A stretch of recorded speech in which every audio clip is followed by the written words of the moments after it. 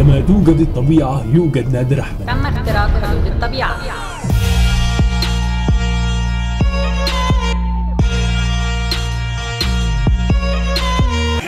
الفلوج ده ملوش مقدمات، انا قررت اروح شرم واهو قاعدين رايح. شكرا. انا ماشي وحيد دلوقتي، طردوني من الاتوبيس، قالوا لي انت عيل هلس مش هتركب معانا. خلي بالكوا شرم طلعت مش بعيده، يعني احنا قعدنا 6 ساعات ونص عبال ما نيجي الريست الاول اللي هو باقي كمان 6 كماين و2 ريست ونوصل شرم ان شاء الله.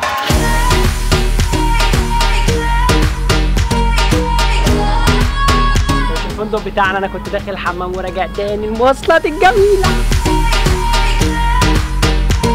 كنت اتمنى ان اقدم مقدمه لهذا الفلوجز ولكننا قد تسوحت. هو احنا الفندق تقريبا فاضي عشان بس يعني عارفين ان انا يوتيوبر وكده، فقالوا احنا لازم نعمل لك VIP. فعلا في حراسه كتير بره. VIP اهو. ريلي هي دي شرم. يا على الفيو. بصوا انا ما طلبتش فيو، يعني ما طلبتش فيو بحر، فهم قالوا لي انت VIP فلازم تاخد الفيو ده. السلام عليكم يا جماعه. ده اللي انا اقدر اقوله بصوت عالي لان انا فعلا مش قادر، اقسم بالله رحله هناك يعني بجد. اللي هيجي شرم ويجيب فلوس انه يجي شرم يجي بطياره بقى، يعني يوفر على نفسه ويوفر مشقه الطريق 13 ساعه. انا كنت ان اللي جنبي بقى عايش لدرجه ان مش عايز اسيبه. باشا معاك المفتاح؟ ايوه كده تصحى لي. انت هتربسه ليه يا برنس؟ بصوا اوحش حاجه ان انت ما بقاش في وقت انك ترتاح، يعني لازم تقضي يوم عشان ما يعديش عليك لان هو اتحسب عليك للاسف. انا كلها 3 ايام ودي كانت غباء مني ان انا اجي شرم اقعد 3 ايام واجي مشوار 13 ساعه اللي هو اصلا المفروض يعني كنت اقعد 10 ايام بتاع. بس انتوا عارفين فلوس اليوتيوب ما بتكفيش ساعات، بتتزنق كده. ده الفيو المنتظر.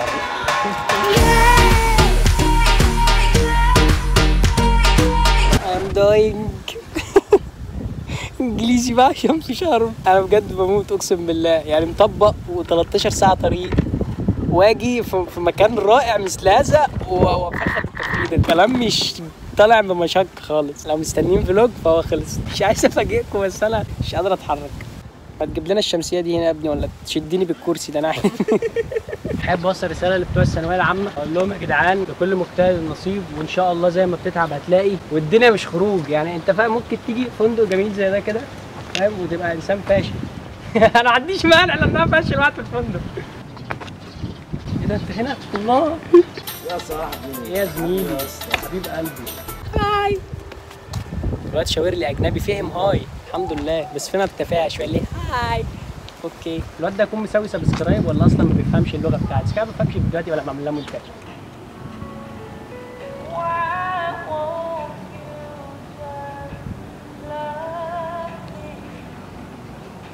الموسيقى دي انا سمعتها قبل كده. تبقى في مدينه فاضيه زي دي بالظبط، فجاه تلاقي زومبي طالع. ماشي هم يا بيعملوا فيلم رعب يا قرفانين مننا. في حاجه غريبه جدا فعلا بعد الغدا. بقول لك ايه، هتيجي توصلنا عشان انا تهني. انت بقالك كام سنه هنا يا صاحبي شغال؟ بقالي 3 شهور. انت حاسس بالمشقه هنا؟ لا. مفيش مشقه؟ لا. يبقى مفيش نجاح. ليه يعني؟ لما يكون حد مش بيسمع فيديوهاتك. نو مشقه نو نجاح. طب انا اقول لك على حاجه. قول يا صاحبي. انت عارف انا شغلتي ايه الاول؟ شغلتك ايه؟ انا شغلتي لايف جارد، يعني الانقاذ. لايف جارد؟ يعني الانقاذ وبس. يعني ما انت شوف بقى في مين كل سنه بواحد بيغرق صح؟ لا يا عم انا لسه مطلع ناس يا عم مده اسبوع. والله؟ كانت هي وابنها بتغرق. طب لو غرقت هتصلعني يا صاحبي ولا بنات بس؟ خلاص يابا.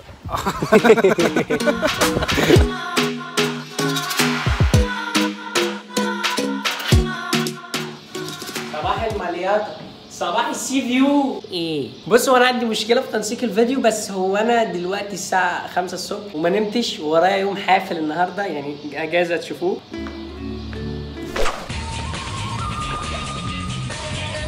ايه ده ما جاتش؟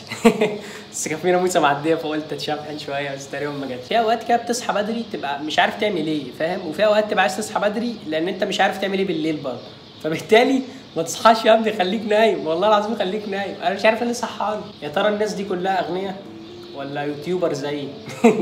انا عارف ان انتوا واخدين فكره غلط فشخ عن اليوتيوبر، بس والله يعني ايه عايزين حكمه سرسجيه. مفيش بحر طحينه اوكي. هي واتساب برو وات يو دو. احنا بنصحى بدري ليه؟ الواضح امامي هنا ان كل حاجه بتفتح وبتخلص في ساعه في نص ساعه، يعني ما بيدوناش فرصه اننا نعمل حاجه. ليه؟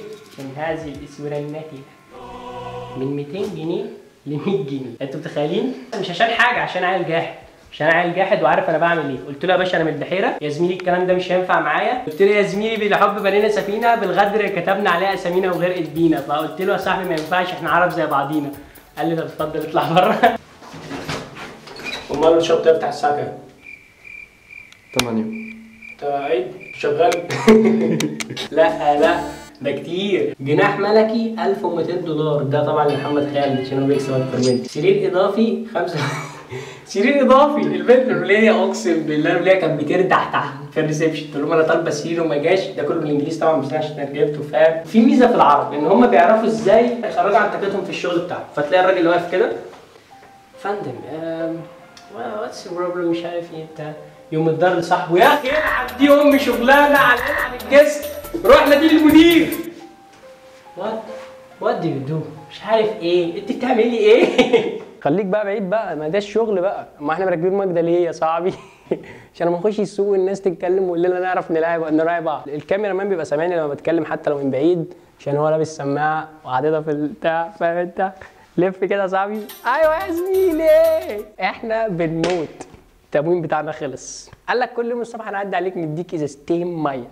احنا اصلا 2 اللي هو دي انا ممكن اخلصها لما اصحى من النوم كده ايه يعني.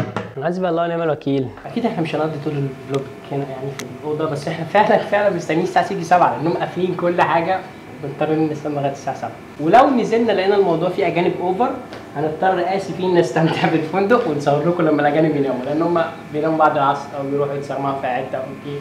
فاحنا هنستنى مراعاه للمشاهده النظيفه. شكرا. فاصل اعلاني. في برنامج جديد انتشر اسمه امينو. البرنامج ده فكرته عظيمه جدا. هو عباره عن اهتمامات. بتبحث عن الاهتمام بتاعك بتلاقي جروب فيه ناس عندهم نفس الاهتمام بتاعك ينفع تتكلم معاهم او تنشر بوست. على سبيل المثال انا عملت سيرش عن فن التصوير لقيت جروب ينفع بقى اتكلم مع الناس شات او ننشر بوست او اتابع الاخبار في الجروب دوت ونفيد بعض يعني بالحب. انت بيبقى ليك امينو ينفع الناس تتابعك عليه او انت تتابع ناس. انا الامينو بتاعي اسمه نادر احمد. في شات ممكن نتكلم فيه كلنا والبرنامج بيوفر الحته دي جدا. لينك تحميل البرنامج هتلاقوه في الوصف بتاع الفيديو. عدنا. تصور فيديو ولا ايه؟ تعويض؟ نادر از ايتينج. على فكره في مشكله جامده جدا في الاوبن بوفيه ده ان انت ما بتبقاش فاهم حاجه. فعلا انت لازم تعمل زي ما كله بيعمل. وانا عاده متوقع ان الاجانب بيعملوا نفس الحوار. بيفضلوا برضو يلفوا كده في خبز ويحسسك ان هو بياكل كده طول حياته. بس احنا هنا لازم نتماشى مع بعض. لازم نتنك على بعض. بس انا معاكم ومعاهم للاخر. ما لقيتش انسب من العمود ده احطه جنبي عشان اداري الموقف اللي انا فيه. كانت صوره سوداء. مالها اسكندريه. 3 خيارات طماطمايه شويه فول حته جبنه قد كده. كلام ضعيف. شغالين موسيقى كلاسيك. ده انا بشغل مهرجان القمه امي بتجيب لي الفطار. تلاقي البت من دي نازله من الغرفه بتاعتها تعمل لك طبق حلويات على الصبح. قال ده فطارها يعني فاهم انت. احنا فاهمين كل حاجه. والله العظيم لا تموتوا كلكم. انا لو ما شبعتش هعمل حوار كبير قوي. لا فكك من جو الرغيفين والحاجات وما تعيش على طول. قلت كلام مهم دلوقتي ما كنتش بسجل ان انت لما تكون في مكان فيه اجانب ما تقعدش تاكل بقى بالشوكه والسكينه والحاجات دي لسبب. كل بلد ليها طريقه اكلها. يعني مثلا في بلاد بياكلوا بايديهم، في بلاد بياكلوا بالشوكه والسكينه، في بلاد بياكلوا بالعصيان. احنا بناكل كده بايدينا عادي برضو. ما تحاولش تبقى حد تاني غير نفسك. يا السياح عايزه مننا ايه؟ انا كده عيل مروق. انتوا فاهمين؟ عشان انا مش مهتم. طبعا انتوا مش تفهموا حاجه، انتوا مش معايا في الحوار. الرياح قامت علينا. مش هننزل البسين. ايه الكلام؟ تعالى يا زميلي. مفيش مننا ورايح حراس في المكان ده يا زميلي. النهارده ما حدش. انا حاطط يوفط في كل نو دايفنج نو سويمنج نو كل حاجه. ما حدش يغرق. انا مش نازل جاب حد يا حبيبي. ما تنطش. صبرني يا رب. يا صابر فين الشيشه يا صابر؟ حبيبي اللي ما يشوفش من الغربان يبقى انا مش كاتب لك نو دايفنج. والله العظيم دي 1.5 متر مش محتاجه غطس. يعني هتنزل تغطس فين انت؟ في سمك؟ انت شايف سمك؟ في سمك؟ طب ماشي. اوكي محمد انت باص في السفريه شايف السما شايف عامله ازاي؟ شويه هتعمل رعد تحرق شرم كلها بسببك. يعني شيل عينك من معانا شويه الله يبارك لك. فندق طويل عريض ما فيهوش غير حمامات سباحه. عايز اروح البحر اروح منين يعني؟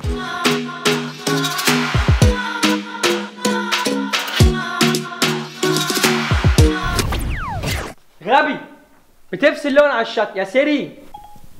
انت غبي. بعد كل ما فعلته لأجلك ما تحورش انت حمار. فكك.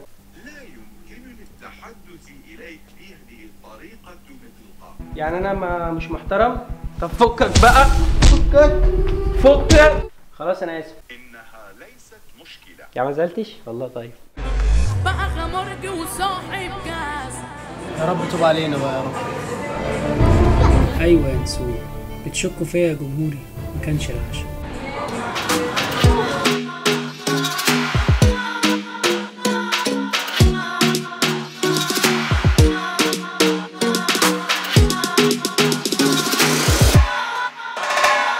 البتاع هتموتني كده. حلو طيب ولا ايه؟ بقول لك ايه عندك حاجه امبير مفتوح ولا مش انت اللي بتقدر؟ مش انت؟ اوكي. ايه ده؟ في كتير زيي. تحس الناس كلها شكلها رايق في البتاع دي الا انا. تحس ان انا عامل زي البطاطسايه. هخش فيها اموتها والله العظيم. يخرب بيت الاجانب والتخلف يا جدعان. لو مش لا طلع لي دي. طيب حاطين كاوتش كبير عشان لو خبطت في اي حاجه ما تموتش، فده قرار كويس برضه. انا بهني الشركه عليه. استنوا كده. عاش دبابه. الدنيا هتليل علينا، بلاش غباوه. استنوني يا غدارين. واللي عدى ده ايه؟ مش فاهم يعني. ابن صاحب البيت شباجي. مش قال لك كله طابور واحد صف واحد؟ صف واحد كلنا واحد، عملنا بوم شغل بص والله العظيم قال لي التقدير. اقسم بالله ما في تقدير في الدنيا. قال لك كل واحد صف واحد. امال ايه؟ انا مش هدوس فرامل، اللي هيجي على سكتي هشيله. الواد لسه بيحكها، الواد لسه بيحكها من البنت الاجنبيه. احنا هنهاج ولا صح؟ امسك يلا امسك.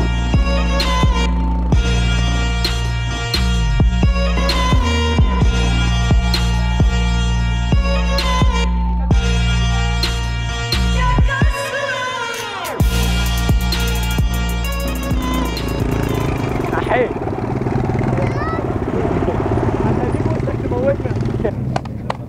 شرم مش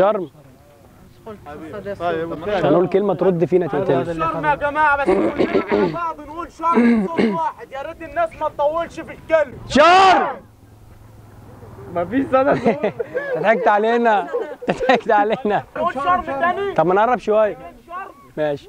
يا ريت تقربوا شوية. تعالوا اهو. هي واتساب. واتساب. يا صاحبي في يا صاحبي. انا ما مصري على فكرة. يا رب نقول شرم تاني. جاهزين يا جماعة؟ والله جاهزين يا ابني. شرم. مفيش صدى صوت. انا ممكن اعملها بافكتات. تاني كلمة يا جماعة نقول الله. مش لما شرم تيجي. طيب ماشي. ايوه ايه اخيرا. انا اللي قلت على فكره وصوتي اللي ظهر في الجبل كله. هنكمل. الله. احب افكر الناس ان من الادب والاحترام لما انا اتصور على الجبل واقول شرم وشرم تطلع تخشوا تعملوا لايك على الانستجرام نادر احمد حجازي. احنا هنفحط ونلحط ونشحط يا جدعان. احنا هنعمل كات لنص المشاهد احتراما للمشاهده النظيفه. شكرا. تحياتي الاستاذ نادر احمد واولاده. بقول لك ايه، انت ليك 150 جنيه معايا. ليك 150 جنيه معايا حبيبي. طب انت ايه الدخله دي يا صاحبي؟ هنطلع ازاي دلوقتي يا صاحبي؟ خلي بالك انا ممكن برضه ازنق عليك. انزل لك. انزل يا صاحبي، انزل يا صاحبي، انزل ما تهزرش. ما تجريش. هجيبك. هو اللي جري على فكره. مش عارف اربطها. ينفع نجيب الواد يربطها لي على البتاع؟ ما تعفرش يا صاحبي. انت مش انا لابسها يعني. ياي واتساب. بقول لك ايه، طب اهو.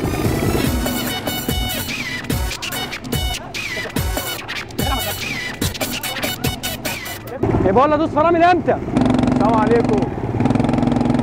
يا كفر رد السلام.